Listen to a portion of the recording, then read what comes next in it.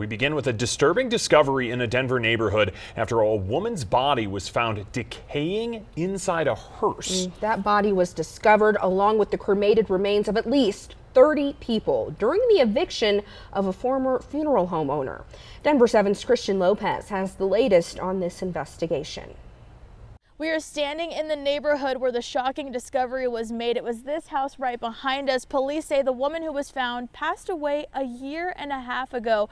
This has all left neighbors in the area completely shocked. Last week, I had just got home and then there was tape, red tape. It was a sight Marco Camacho was surprised to see in his Denver neighborhood. I saw people in suits and like hazard suits and detectives. You guys are here now, it's kind of crazy. What was even more shocking was hearing what had been found just a few doors down. You just never know what anybody's up to. Deputies say they discovered cremated remains of at least 30 people and the body of a 63-year-old woman inside a hearse on the property, all after the tenant, Miles Harford, was evicted on February 6th. Harford formerly owned Apollo Funeral and Cremation Services. His LinkedIn page appears to confirm he was a funeral director and notary public. He now faces charges for abusing a corpse, forgery, and theft. Denver police say he had run into financial issues. Mr. Harford may have occasionally provided family members with another person's cremated remains in lieu of their family members' remains so services could be held. There have been conversations with him.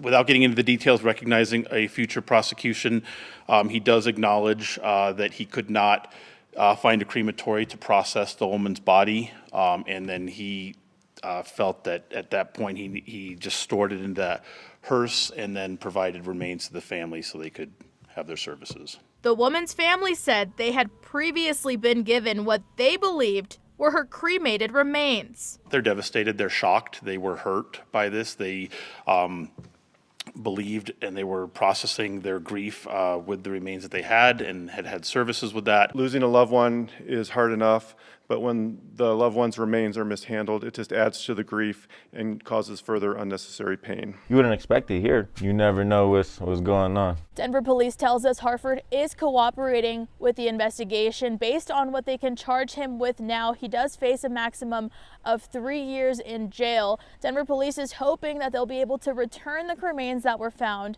to their loved ones' families. In Denver, I'm Christian Lopez, Denver 7. Police say Harford is not on the run and has recently been in contact with officials. They're working to facilitate an arrest, and we have asked for clarification on what exactly this means. Officials are urging anyone who's used Apollo Funeral Home and Cremation Services in Littleton or who did not receive the cremains of a loved one to contact them.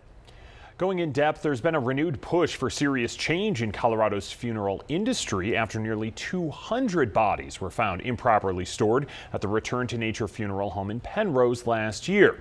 Right now, Colorado is the only state in the U.S. that does not require licenses for funeral home owners or directors.